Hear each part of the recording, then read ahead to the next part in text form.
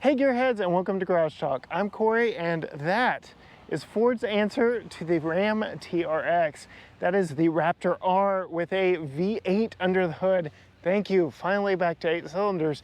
In this video, I'm gonna take you on a speed date, quick tour inside, take it off-road.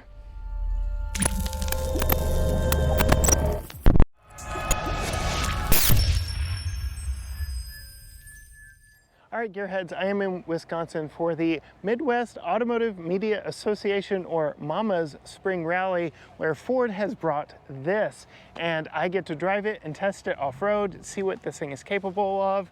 And let's just get the elephant out of the room right now. It says it right there. It's got 8s repeating everywhere on the bodywork of this one. But let's get this hood up and see exactly what is powering this beast. So we have a supercharged V8 in the Raptor. This is the first time since the first gen of the Raptor that we've had a V8. You know, they've been using their twin turbocharged V6 EcoBoost in gens 2 and 3.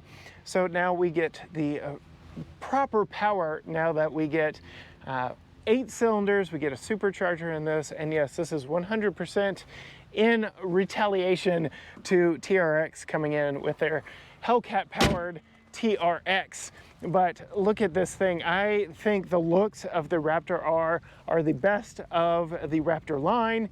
It just looks more aggressive, and as we get around to the side, you'll see exactly why.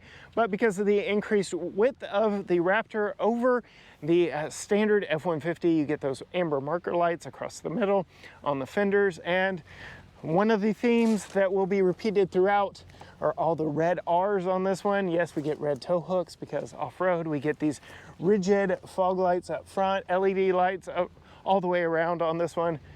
Very pervasive there, but I showed you on the hood. It also repeats here on the side. It's kind of hard to tell just how muddy this one's already gotten this early in the morning, but we get that repeating 8 pattern around the word Raptor there on the bed with that red Raptor R. So yes, they're very proud of the fact that this is an R and that it has 8 cylinders. Another thing that makes it special, a one-up on its competition, are these 37-inch BFGoodrich all-terrain TA KO2 tires. So yes, very impressive, very tall, lots of sidewall on this. In a world that's just gone crazy with bigger and bigger wheels and more rubber band tires, I absolutely love seeing a good sidewall on an off-road tire. So the fact that like the Chevy Trail Boss can be had with 20-inch wheels is just a travesty to me. And there's nothing Trail Boss about something riding on lower profile tires with a bigger wheel in the middle. So yes, I absolutely love these 37-inch tall tires. It is insane. And then, like I said earlier, the Raptor R badging back here and all the 8s repeating all the way through this one. Otherwise, you know, it's just your standard F-150, right? With increased suspension width and height and travel, all kinds of awesome upgrades to make this the Baja running beast that it is. Just like the twin turbo V6 versions, we get dual exit exhausts out the corners of this one, which are kind of in a treacherous place for me if you're doing a lot of rock crawling or stuff and some stuff like that, but that's really not what Raptor is built for. Raptor is built for speed, sand dunes, things like that, having fun in those regards. You do get a power dropping tailgate with a tailgate step up top, but that's enough talk about beds and powers and stuff. Let's take a quick look inside before we take this one out on the trails. Opening the doors, you can see we get a 3-person memory seat up here, power window controls. We get some running boards, which are absolutely necessary with the increased ride height on this. And then these seats, leather and suede wrapped. Again, red R on the Raptor logos. Very pervasive theme there, but really like the suede, like the red top dead center on the steering wheel. Comes in handy when you're blazing through the dunes, going really quickly. You want to know where top dead center is at a quick glance. We get a large infotainment screen up here, dual glove box under carbon fiber, another glove box under here, a lot of storage. You do get the fold down gear selector so that you can open a workstation. So it's a practical vehicle too, right? Get a Qi wireless charger, USB-A, USB-C, all your different drive modes right here. Pro trailer assist, so you can actually trailer with this thing, though I do assume the off-road bits have made this a little compromised when it comes to towing and hauling. We get plastic paddles back here. Well, no, they do sound metal. So I stand corrected, metal paddles on the back of the steering wheel. A little too many buttons up front for my taste, but let's move back to the back. I'm gonna go ahead and close the door just because Ford's like making a lot of noise.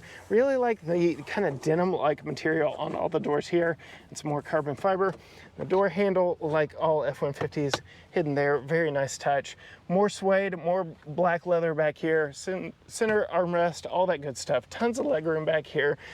Absolutely tons of space. You can see fold out underfloor storage divider. We get this massive panoramic roof all the way around. Very nice, very luxurious truck, in addition to a very capable. You can get heated outboard seats back here. But yes, behind these 37-inch tall tires, if I can even get back there, let's go to one of the higher sides. Over here are the Fox shocks. There we go. That make this thing so special. And on that note, why don't we take this one out on the trail and see exactly what it's like in its element. All right, gearheads. So just due to the tight nature of this course, even though this is an incredibly capable vehicle, as I mentioned earlier, it is not really meant for rock crawling or carving paths through the woods like we're doing here today. So it is rather limited in what it's allowed to do at this course. Again, this is a speed date of sorts with this vehicle, so it'll give me a little insight into its power delivery, what its ride is like, and some other characteristics of it. Those big old tires, its maneuverability. Again, I've been out here in a Colorado and was able to kind of get all the way around some of these without doing multi-point turns.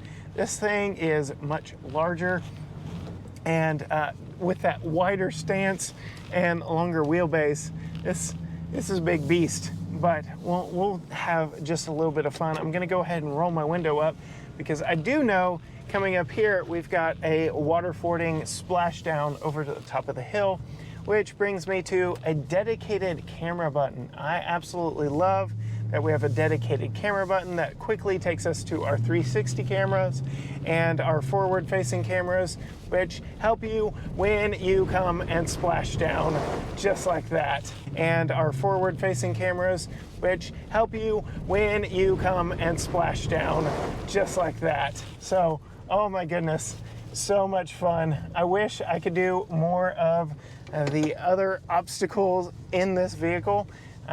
But unfortunately, again, due to probably the size limitations more than anything, we're hampered by the sheer size of this, and to doing the green course, which I've seen the Subaru Crosstrek do, and clearly this thing is more capable than a Subaru Crosstrek, but again, gives good insight into the power delivery and what it's like. Some of the features like that camera that help you see ahead of you in situations where, like going up over that hill, you just can't see. All you see is sky and hood, and sometimes you just need an extra camera.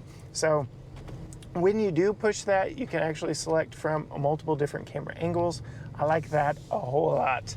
I am just in 4 high in this. I'm sure this vehicle could do everything in 2 high, but for the course guidelines while we're out here, yeah, 4 high was required to get out here on the course. But so far, this thing is just bounding over everything out here.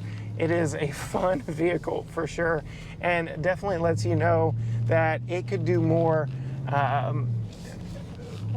than I would even be capable of out here, I'm sure. This thing, my goodness, it is a beast, and I love the rumble of that V8.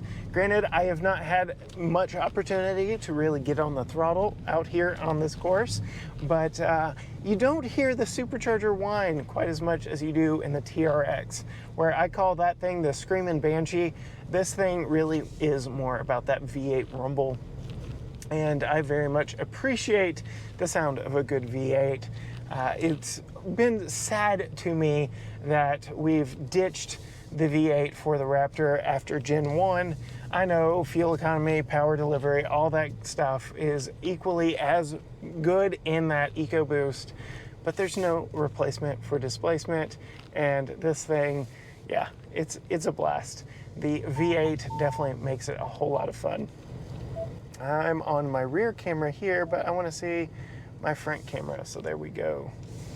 And again, maneuverability, we're going through some tight turns back here, so it's always interesting to see these big trucks. Full-size pickup trucks have just gotten so massive, and these off-road versions that need marker lights because they're over 80 inches wide and the DOT requires it is just almost getting absurd nowadays. But so far, so good. I did have to do a 3-point turn earlier. Probably gonna have to do one right here. I've seen Silverado have to do a 4-point turn right here. So we'll see exactly what we can do. Yeah, not gonna make it, not at all, not even close. But my 360 cameras do help me see exactly what's going on all the way around me. Love that. Love the cameras, love the dedicated camera button. More manufacturers need to ensure or lean into dedicated hard camera buttons versus software buttons or digging through menus to get them. I know TRX has a digital button. That works just fine for me as well. I just want to very quickly be able to get to the cameras and be able to see around me in this situation as it's called for. But that is about it for me here in the speed date of this Ford Raptor R. Very fun vehicle. Wish I could do more with it while I've got it, but unfortunately, like I said, this is a speed date thanks to Midwest Automotive Media Association, aka MAMA, for having me out and allowing me to take part and explore just what Raptor R can do and is capable of off-road and in all different types of situations, including tight trail situations, much like this one. So yeah, I've been in other vehicles that really have to walk over these obstacles. This thing is just absolutely dominating some of these larger obstacles, and I love those 37-inch tall KO2s making it all of this possible. If you want to see more from me here at this event, more from me in general, find us on all social media platforms: Facebook, Instagram, Twitter, TikTok, YouTube. Everything is at GT Garage Talk, or you can go read more about what we've driven at gtgaragetalk.com. Hit that follow, like, comment, subscribe button, whatever you have to do to let the algorithms know to show you more content from us on whatever your favorite platform is. But until next time, gearheads, bye.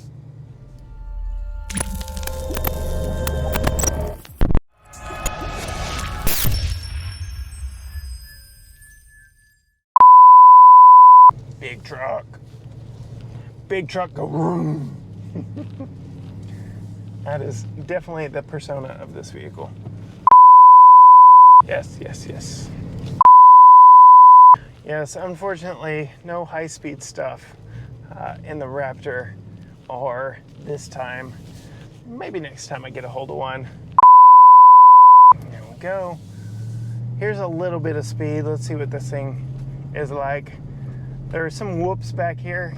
I'm sure it just eats them up. Oh yeah. Can't even feel them. Yeah, this thing smooths out bumpy pavement like you wouldn't believe. It puts a big smile on my face too.